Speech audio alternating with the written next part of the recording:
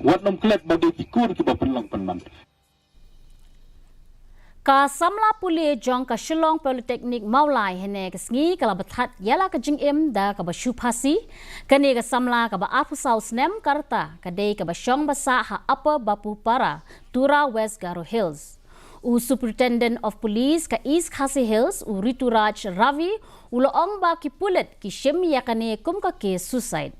Habakali uravi uloong ba ka Maulai Police Station hine ka step kala yo jingtip na ka warden jong ka women hostel jong ka Shillong Polytechnic Institute ka badon ha Maulai. Kipulit kila thu ba ka jingtokit karang ya chakmat namar bakim patlap yakidaw ki babiang.